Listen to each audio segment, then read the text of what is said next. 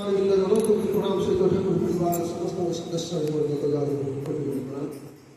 आंध्र सत्संग पवित्र साप्ताहिक शुक्रवार सत्संगर आयोजक सुरेश चंद्र स्वाई भाई कौन कारण सहित से उपस्थित नहांती आहु सत्संग परिचालक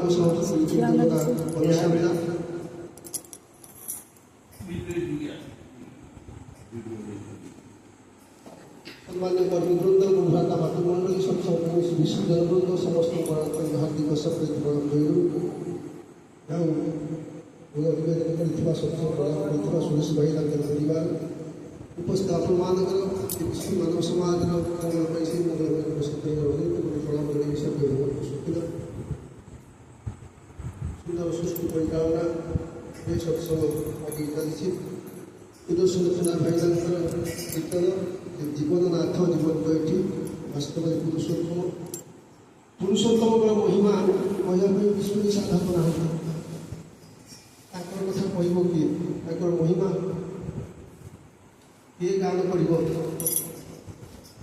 कहते मो कथा मत अगोचर कहीं जानवे देवछार देवता माने कथा कह समर्थन होती जाहू गला जून मसर उज्ज्वला बाहर प्रमाण जे पढ़ुं देखी जड़े भाई आगे प्रश्न कर पुरुषोत्तमकर अलौकिक जानिले बुझिले मु दीक्षा नेबी जून मस उज्ज्वला बाहर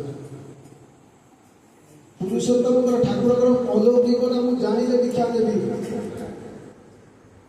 पुरुषोत्तम केवे अलौकिक देखाती नहीं जादू देखाती नहीं किंतु समस्त लीला हूँ अलौकिक मनीष समाज पाखे दी तीन कथा कहली जीवन नाथ जीवंत ये वास्तव में से जीवंत किंतु आम भाव विश्वास ना जा परम्पर भलदा कहती बेसी ठाकुर महा जीवन कथा कहला वास्तव ठाकुर कौन कही सेगुड़ा वास्तव में जानवा दरकार आसला ये आसता मसरे भाद्रव सत्संग हम ठाकुर दिव्य लीला आलोचना कर समय देखिए गोटे कथा कह ठाकुर पेट खराब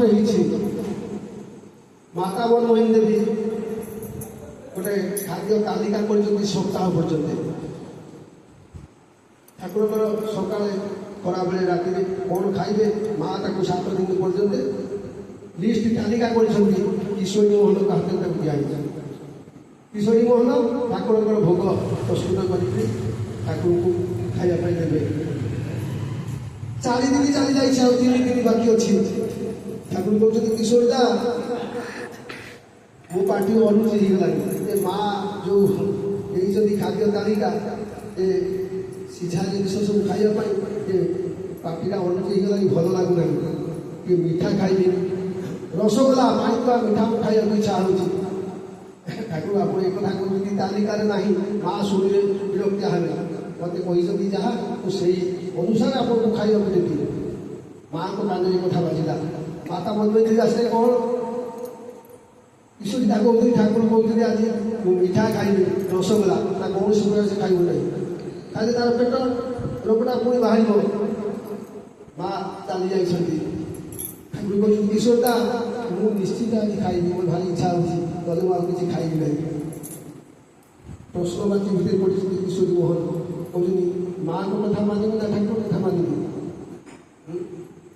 चिंता मन पड़ी ठाकुर कहते you are for you are for so for others Ramakrishna Paramahamsa शिष्य को सेदिन कहते तू सबुदिन आसू तालिका आसलु ना आम बाप माँ मना कर पागला बुढ़ा गोटे कहीं जाऊँ तो पाठ पढ़ा समय पाठ पढ़ा समय चलीगला पाठ आसो ना से पागला बुढ़ा गोटे कहीं जाऊँ सब सन्ध्या राति 10टा पर्यंत से समय के पाठ पढ़ू कांदिक आखि झर झर लुह घोड़े से पिलाटी कौचे रामकृष्ण परमहंस को रामकृष्ण ठाकुर कहते शुणु तोर शेष जीवन पर्यंत तू बाप माँ कथा को भूलू ना किंतु जिते बाप माँ तोर कहे जे मो पाखक आसबू ना से कथा कमांड कर मो पाखक आसबू यही कथा चिंता कर ईश्वरी मोहन क्या कथा मानिबी माँ कथा मानिबी ना ठाकुर कथा मानिबी ଠାକୁର କହିଛନ୍ତି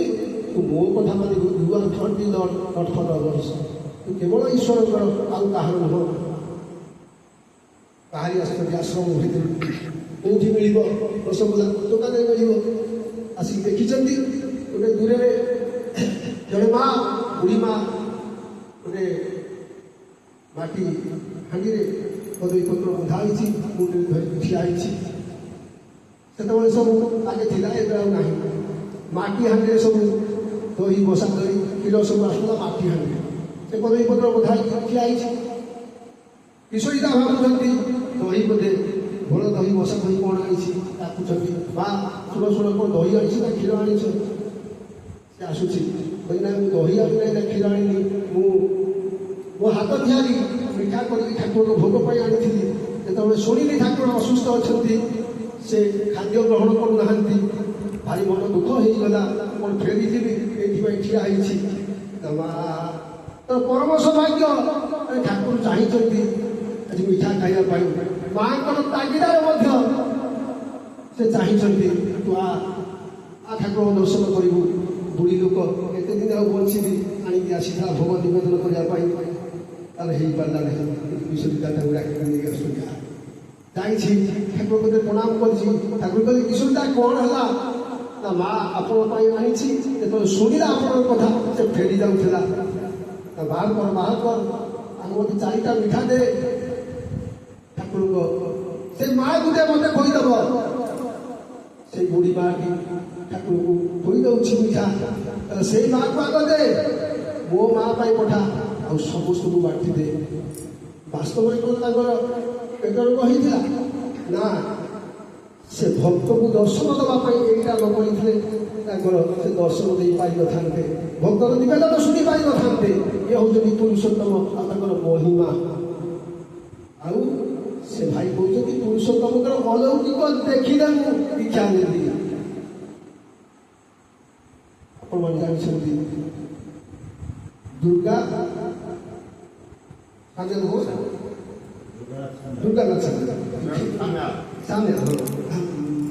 ଦୁର୍ଗାନାଥ ସାନ୍ୟାଲ ଦୁରାରୋଗ୍ୟରେ ଆକ୍ରାନ୍ତ ହୋଇଥିଲେ, ଭଲ ହେଲେ ନାହିଁ।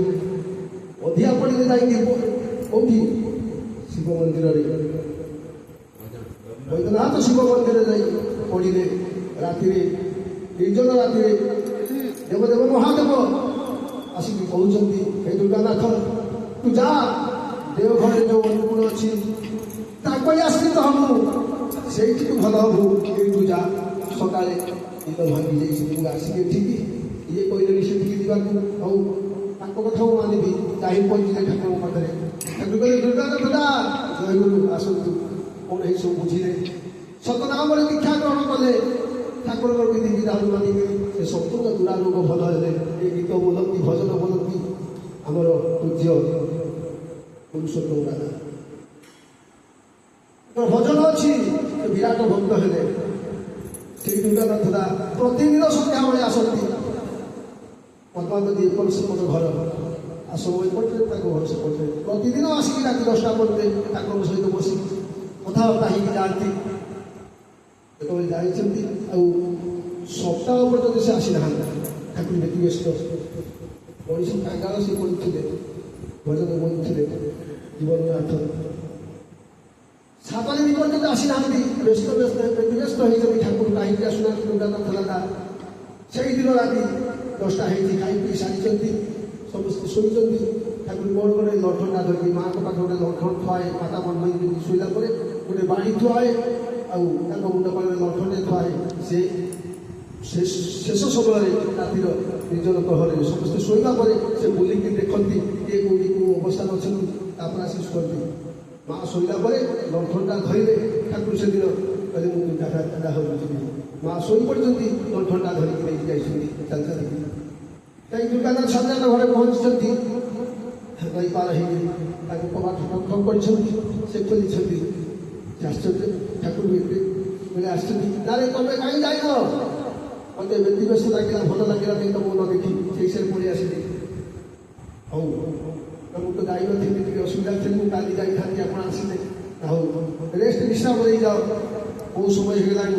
ଆଉ ମା ଖୋଜୁଥିବ, ତାଙ୍କ ଅଠରଟା ନେଇ ଆସିଛି ତ, ବ୍ୟତିବ୍ୟସ୍ତ ହବ କୋଳ କୁଆଡ଼େ ଗଲା ଘଟଣା ଧରି ଏତେ ରାତିରେ ତମେ କବାଟ ଦେଇକି ବିଶ୍ରାମ ଦିଅ ମୁଁ ଯାଉଛି। ଦୁର୍ଗାନାଥ ଛାଡ଼ି ଗଲେ ଆପଣ ପାଇଁ କାଁ ଯିବେ ମୋତେ କ'ଣ ଡର ମାରୁଛି ତମେ ବିଶ୍ରାମ ଦିଅ ମୁଁ ଚାଲିଯିବି। ହାତରୁ ଛଡ଼ି ଦେଇଗଲେ ଦୁର୍ଗାନାଥ ସାନ୍ୟାଲ ଦର୍ପଣଟା କଲେ ମୁଁ ଯିବି ଆପଣଙ୍କୁ ଛାଡ଼ିବା ପାଇଁ। ସାଙ୍ଗ ହେଇକି କଥାବାର୍ତ୍ତା ହେଇକି ଆଶ୍ରମକୁ ଆସିଲେ ରାତି 12ଟା ପାଖାପାଖି। ଦୁର୍ଗାନାଥ ସାନ୍ୟାଲ କହୁଛନ୍ତି ମୁଁ ଯାଉଛି ମା କାଳେ ଖୋଜିବ ଉଠିଯିବ ମୁଁ ଯାଉଛି ଶୋଇବି ମାଙ୍କ ପାଖରେ। ତମେ ଅନନ୍ତ ମହାରାଜ ଶୋଇଛନ୍ତି ଅନନ୍ତ ଦାସ ପର ଘରେ ପାଖ ଘରେ ଶୋଇଛନ୍ତି ତାଙ୍କ କବାଟ ବାଡ଼ିବ ସେ ଉଠିଲେ ତାଙ୍କ କତିରେ ବିଶ୍ରାମ ଦେବ ସକାଳେ କଥାବାର୍ତ୍ତା। ଠାକୁର ପଶିଲେ ତାଙ୍କ ଆଶ୍ରମ ଭିତରେ ଗଲେ ଶୋଇବା ପାଇଁ। ଦୁର୍ଗାନାଥ ରାଜା ଯାଇକିରି ଅନନ୍ତ ମହାରାଜ କବାଟକୁ ବାଡ଼ିଲେ। ଅନନ୍ତ ଦା ଉଠିଗଲେ ଜୀବନ ନାଥ ଜୀବନ୍ତ ଏଠି ପୁରୁଷୋତ୍ତମଙ୍କର ମହିମା କିଏ କହିବ ତାଙ୍କର ଅଲୌକିକ କ'ଣ ସେ ତ ନିଜେ ସବୁ ସେଇଥିପାଇଁ ମୁଁ କହୁଛି। କାଳିଲେ କବାଟ ଅନନ୍ତ ଦା ଉଠିଲେ ସିଏ ବି ଆଶ୍ଚର୍ଯ୍ୟ ଆରେ ଦୁର୍ଗାନାଥ ତମେ ଏପର୍ଯ୍ୟନ୍ତ ନଥିଲ ଆଜି ଏତେ ରାତିରେ ବୋଧେ 12ଟା ବାଜିଲାଣି ଏତେ ରାତିରେ କ'ଣ ଆସିଛ ସେ ସବୁ ଏ କଥା କହିଲେ। ଠାକୁର ଯାଇଥିଲେ ସାଙ୍ଗ ହେଇକି ଆସିଲେ କି ଆଶ୍ଚର୍ଯ୍ୟ ଲୋକ ତମେ ଠାକୁର କ'ଣ ଯାଇଥିଲେ ମିଛ କଥା କହୁଛ ନାଇଁ ଠାକୁର ଯାଇଥିଲେ ସାଙ୍ଗ ହେଇକି ଆସିବେ ସେ ଏକା ଆସିବେ ଆଉ ମୋତେ କହିଲେ ଅନନ୍ତ ଦାକୁ ଡାକ ସେଇ ଘରେ ବିଶ୍ରାମ ନିଅ। ଠାକୁର ପୁରା 10ଟା ରାତିରୁ ଏଠି ଶୋଇଛନ୍ତି ମୁଁ ମଶାଣି ପକେଇଲି ଖଟ ଉପରେ ଶୋଇଥିଲି ମୁଁ ତଳେ ଶୋଇଛି ଅଧା କବାଟ ଖୋଲା ଥିଲା ପୁରା କବାଟ ଖୋଲିଦେଲେ କହିଲେ ଦେଖ ଏତେ ମିଛ କଥା କହିବ ଠାକୁର ଶୋଇଛନ୍ତି। ଦୁର୍ଗାନାଥ ସାନ୍ୟାଲ ଆସି ଦେଖିଲେ ଠାକୁର ମଶାଣି ତଳେ ଶୋଇଛନ୍ତି ଅନନ୍ତ ଦାଙ୍କର ସେଜ କରିଛି ତଳେ ଶୋଇଥିଲେ। ସେ କିଏ ପରମ ପୁରୁଷ ପୁରୁଷୋତ୍ତମ ତାଙ୍କର ମହିମା କହିବ କିଏ ଆଉ ବାସ୍ତବରେ ଜୀବନ ନାଥ ଜୀବନ ଏଠି କାରଣ ପୁରୁଷୋତ୍ତମ ଏକା ଜାଗାରେ ଶହେ ଜାଗାରେ ସେ ରୁହନ୍ତି। ଆଉ ଗୋଟେ କଥା କହୁଛି ଦାଦା ଶୁଣନ୍ତି କହିବେ ସତୀଶ ଘୋଷ କଥା କହୁଛି। ସତୀଶ ଘୋଷ ସେ ଆସୁଛନ୍ତି ତାଙ୍କ ପଡ଼ିଶା ଘର ଜଣେ ଲୋକ ଦୁର୍ଗାନ୍ତିଆ ଲୋକ ସବୁବେଳେ ତାକୁ ଥଟ୍ଟା ମଜା କରେ ବହୁ କହିଲା ଅନୁକୂଳ ଠାକୁର ଏଇଭଳିଆ ଲୋକ ସବୁ ନିନ୍ଦା କହିଲା ଠାକୁରଙ୍କ କଥା ସବୁ ସହ୍ୟ କରିପାରିଲେ ନାହିଁ।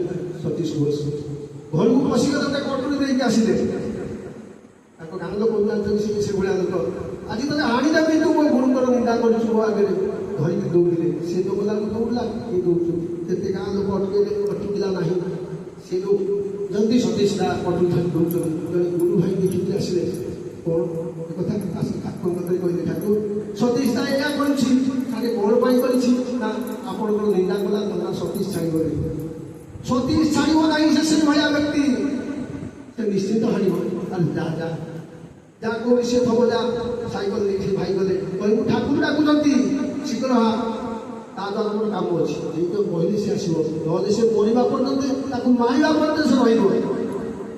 ସତୀଶ ଦା ଜଙ୍ଗଲ ପାଖରେ ବସିଛନ୍ତି ସେ ଯାଇ ପ୍ରଣାମ କଲା ଦାଦା ସେ ଆକୁ ମାରିବି ଆଜି ପ୍ରଭୁଙ୍କର ନିନ୍ଦା କରିଛି ସେ କେତେବେଳେ ଆସିବ ଆସୁ ଭିତରେ ବସିଛି ମୁଁ ରାତି ସାରା ଏଠି ବସିବି ତାକୁ ମାରି ସାରିରେ ଯିବି ଠାକୁର ପଠେଇଛନ୍ତି ଆପଣଙ୍କୁ ସେ ଠାକୁର ଡାକୁଛନ୍ତି ଆପଣ ଦାଦା କ'ଣ କାମ ଅଛି ସବୁ ତ ବିଗିଡ଼ିଗଲା ସବୁ ବିଗିଡ଼ିଗଲା ଆସିଲା କଟୁରୀ ଥିଲା ଠାକୁର ମୋତେ ଆସି ପ୍ରଣାମ କଲା ଠାକୁର କହିଲେ କ'ଣ ହେଇଛି ସତୀଶ ଦା ନା ଏଇଆ ହେଇଛି ତାକୁ ମାରିବୁ ନାହିଁ ସତୀଶ ଦା ତାକୁ ମାରିବୁ ନାହିଁ ଅଜ୍ଞାନୀ ପୁଅଟା ତୋର ଅଜ୍ଞାନୀ ପୁଅଟା ଦେବେ ତତେ କିଛି ଖରାପ ବ୍ୟବହାର କରିବ ବାପା ମାଆଙ୍କୁ ବାପା ମାଆଙ୍କୁ ତ ମାରିଦେବେ ଆଉ ତାକୁ ଟିକେ ଭଲ ପାଇବାର କଥା କହିବୁ ମୋ କଥା ସେ ଜାଣିନାହିଁ ତୁ ଯେତିକି ଜାଣିଛୁ ସେ ସେତିକି ଜାଣିଛି ତାକୁ ମାରିବୁ ନାହିଁ ଠାକୁର ଜାଣିଥିଲେ ନିଶ୍ଚିତ ତାକୁ ମାରିବ ମୋ କଥା ମାନିବୁ ତାକୁ ମାରିବୁ ନାହିଁ ତାକୁ ମୋ କଥା ଭଲ ଭାବରେ କହିବୁ ସେ ଯେମିତି ବୁଝିବ ତାକୁ ମାରିବି ତ ନାହିଁ ଆପଣ କଥା ମାନିଲି ମୋର ଅବଶୋଷ ରହିଗଲା ମୋ ଜୀବନ ସାରା ଯେ ଗୁରୁଙ୍କର ନିନ୍ଦାଟା ମୁଁ ସମର୍ଥନ କଲି ଆଉ ତା ମା ଯମରାଜାର ଓଷା କରିଥିଲା ବୋଲି ସେ ବଞ୍ଚିଗଲା। ସତୀଶ ଦା କହୁଛି ତା ମା ଯମରାଜାର ଓଷା କରିଥିଲା ବାଟ ଓଷା କରିଥିଲା ମା ମାନେ କରନ୍ତି କରିଥିଲା ବୋଧେ ସେ ବଞ୍ଚିଗଲା ତେଣୁ ମୋ ପାଖରୁ ବଞ୍ଚି ନଥାନ୍ତା ଆଉ ତମ ଆପଣଙ୍କ କଥା ମୁଁ ମାନିବି କିନ୍ତୁ ମୋ ଗୋଟେ ରହିଯିବ ଅବଶୋଷ ଯେ ଗୁରୁଙ୍କର ନିନ୍ଦାଟାକୁ ମୁଁ ସମର୍ଥନ କଲି। ଆଉ ଗୋଟିଏ କଥା କହିଥାନ୍ତି ସେଇ ସତୀଶ ଘୋଷ